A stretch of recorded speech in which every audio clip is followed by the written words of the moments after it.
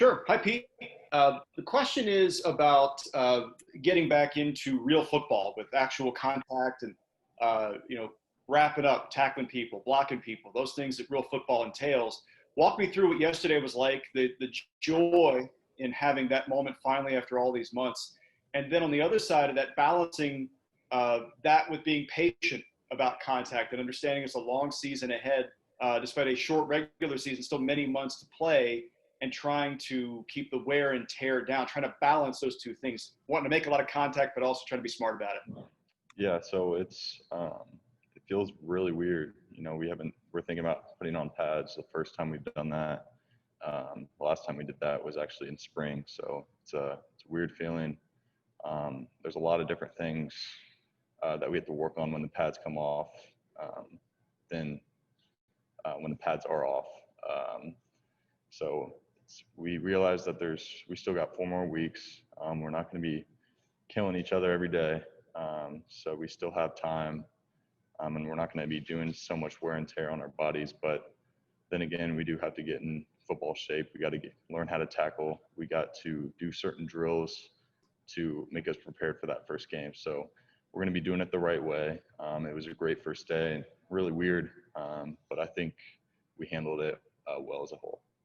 And Pete, a big factor in that is the fact that you have so many veteran players at your position group in particular. You've got 4 seniors who played a ton of football, all kind of leading that group. How much does that experience, your shared experience as a group, lend itself to playing this preseason and building up to this weird year that it is, intelligently and doing it correctly with the best proper technique and intelligence of making sure you arrive at the first game in your best possible position? Yeah, I think it's great knowing that our linebacker group is one of the most knowledgeable groups on the whole side of the defense, and I think that really helps in our favor. We're kind of the middleman through the whole defense, and just having that knowledge and leadership between our groups, and not just us 3, me, Barrett, and you could say Justin as well, being those older guys. We still got guys that are just a grade below us. We just got an old group and guys that are all going to contribute a lot, and that really is working for our favor because we got a young secondary. D-line is getting up there as well, but we're really being great leaders in this linebacker core, and it's really going to help us, and it's going to be in our favor come game 1. Thanks, Pete. Yep, no problem. All right, next up is Tony Gerdeman from Buckeye Scoop with Joey Kaufman on deck. Tony. Pete, how is the transition to Will going for you? What do you like about it, and do you miss dropping back into safety every now and again? I do like it.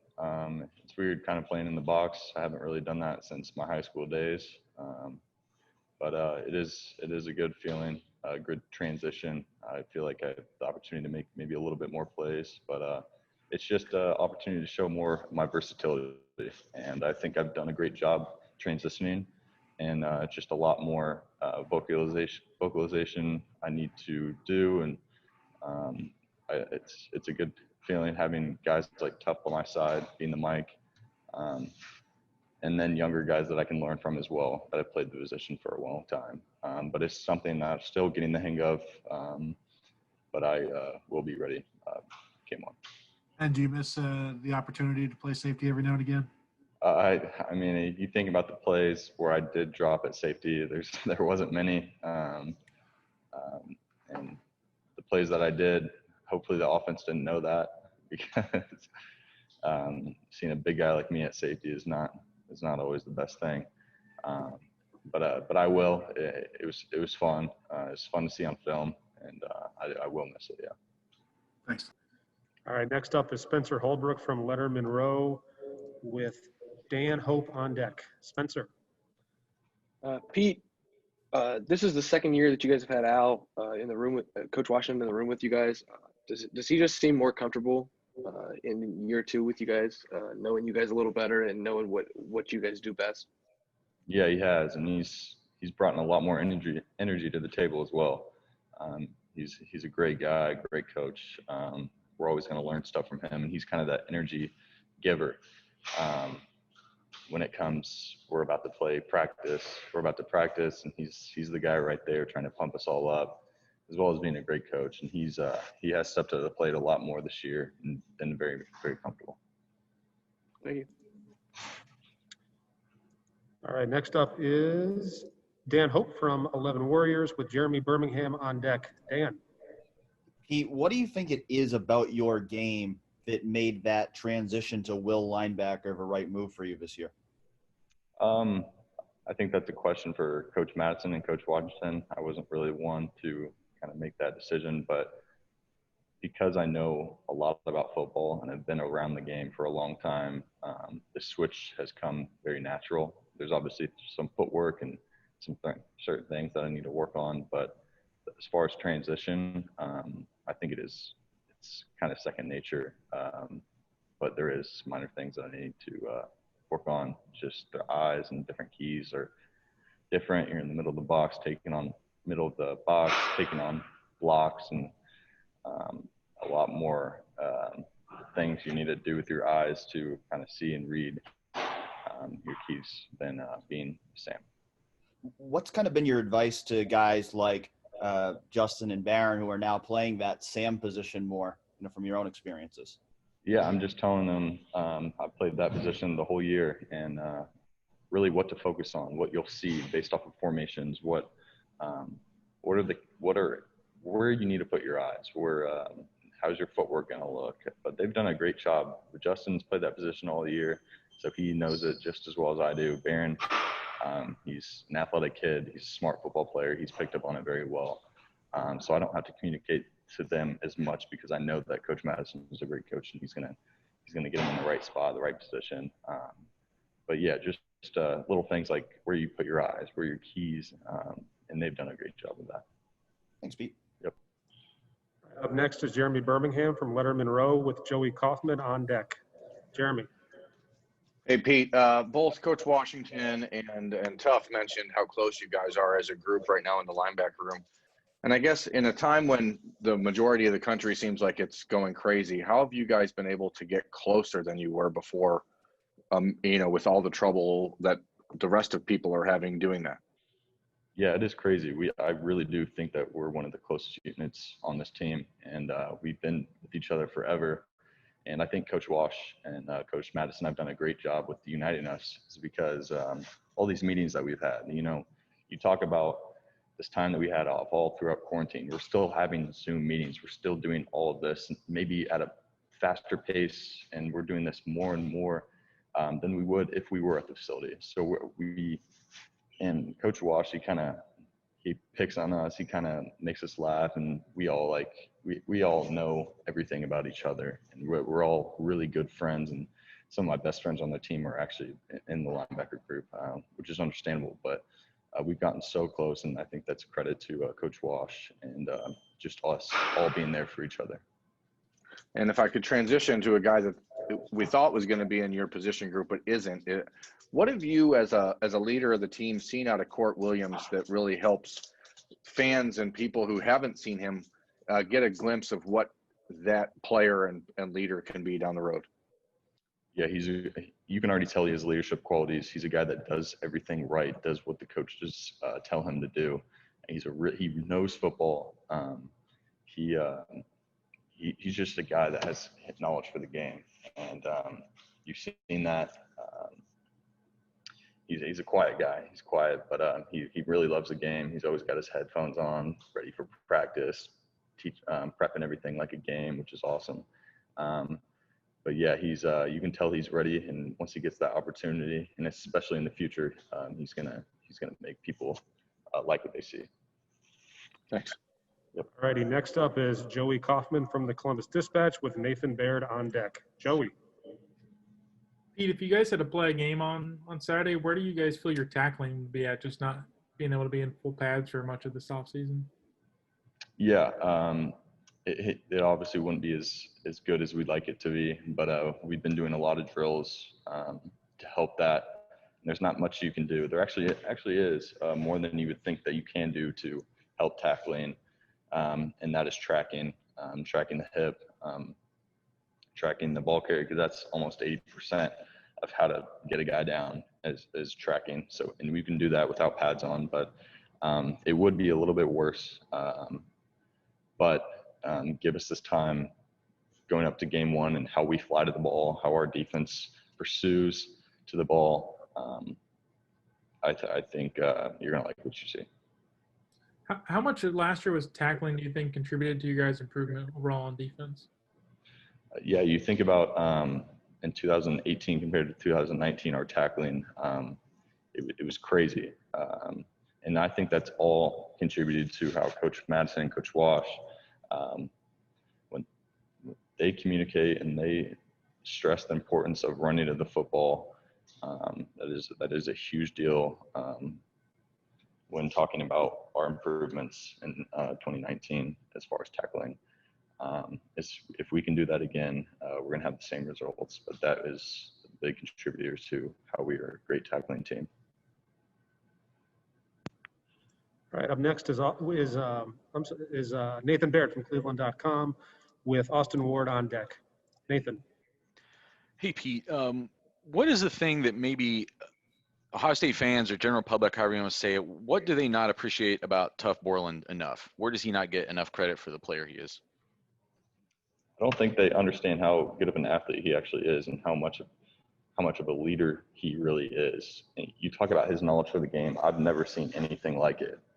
I really haven't. He's in here watching film, doing all this, and how he attacks the meeting rooms as well as on the field. They're very similar, and he just loves football, and he helps me how to watch film, how to love football as much as he does. It's just crazy that people really don't see the things that he puts in to be a great football player, and that he's kind of the out of the scenes guy, and we all know that.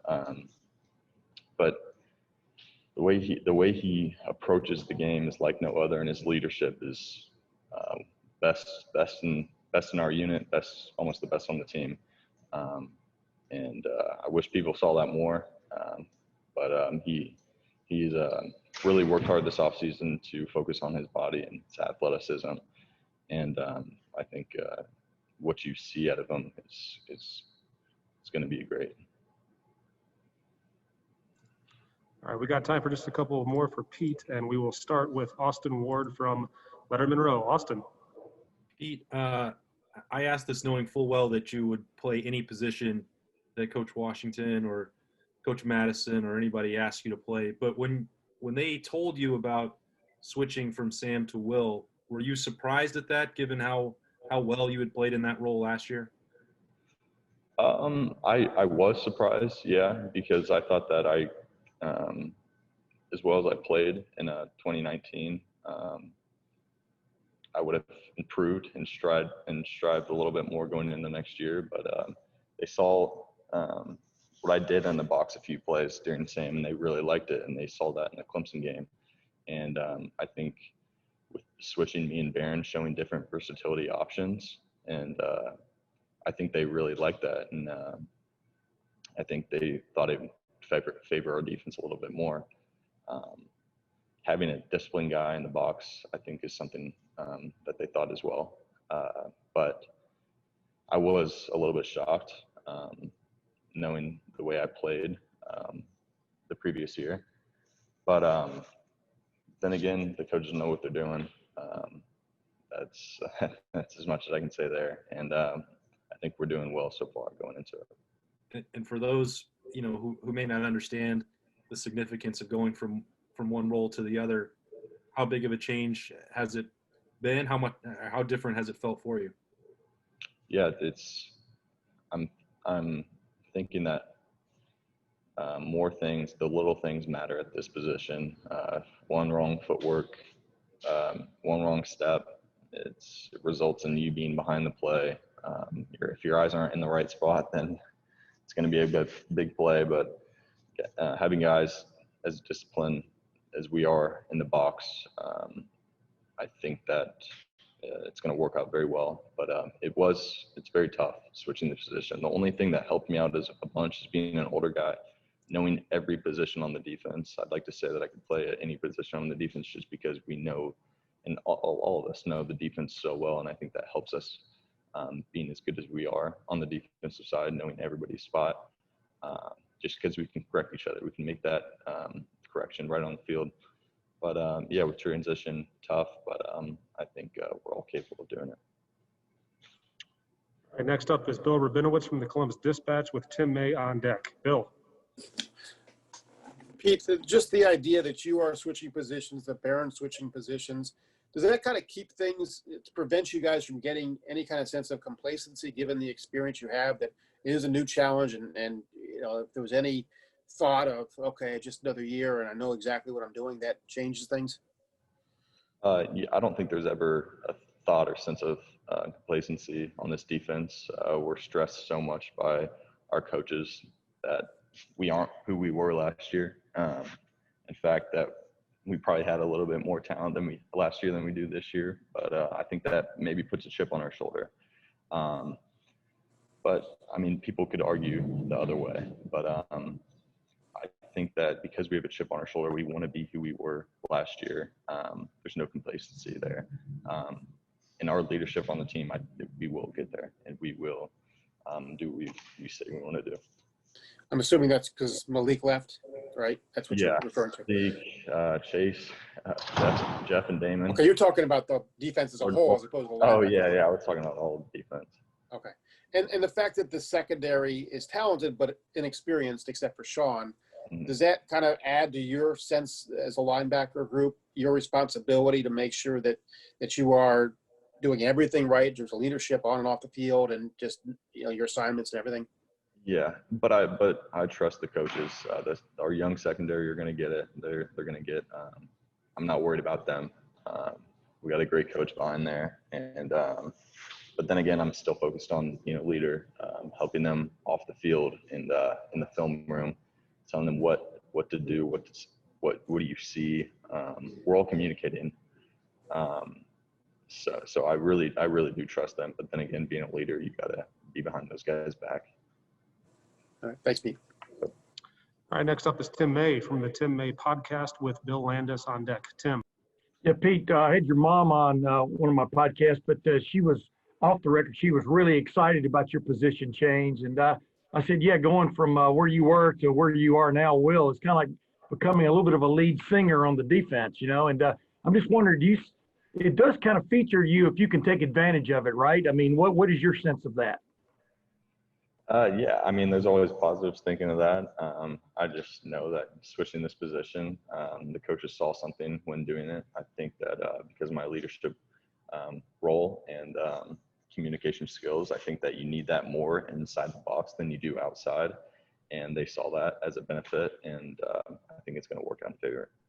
Gotcha. And one last thing, I mean to bring up bad memories. A lot of people thought the college football playoff game was kind of stolen from you guys to a certain extent, but you guys also defensively went all year until that game without really giving up big gash plays. And you gave up at least, I think, about 3 in that game, which really, flipped that game a little bit and stuff. And how much is that kind of stuck in y'all's craw a little bit as you get ready for this season? Because y'all had been really good about that, compared at least to the year previous. Yeah, so big plays is obviously something that we want to not give up, and I'm going to say the last 3 games we're not our best, not just the last game. You talk about the Big Ten championship and other.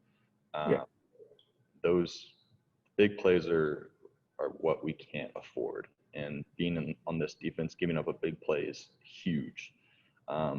So the first games of the season, we look great, but then the last, just because we give up big plays, it makes us look like we're not a good defense, which we weren't. But then again, the teams know what we're doing. They can game plan us a little bit better than they could have week 1 through 5 or 6. So we're going to see harder plays, things like that, and obviously better opponents. So it requires more discipline on our parts, and we can't do what we did there. And we're obviously watching film of the last 3 games, and our coaches even mentioned it today. Watch the film of the last 3 games. We weren't who we were at the start of the season. Yeah. All right. Thanks, man. Yeah, that's all. All right, and this will be the last set of questions for today. It'll come from Bill Landis from The Athletic. Bill.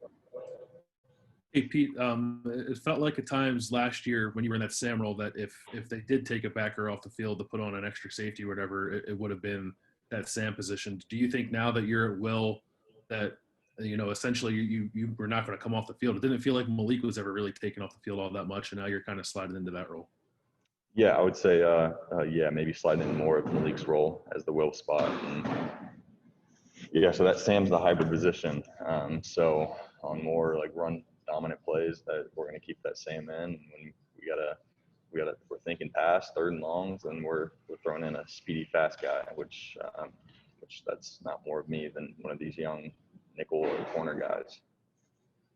So who are maybe some of those guys then? If it's not going to be you who's in that kind of hybrid role, who do you think will come in and play some of those opportunities? We're still trying to figure that out. We don't really know the names yet, but we just know that when it comes to those long 3rd down long situations, then we're going to have the right guy in the field. Thanks. Yep. Pete, really appreciate the time today. Thank you very much.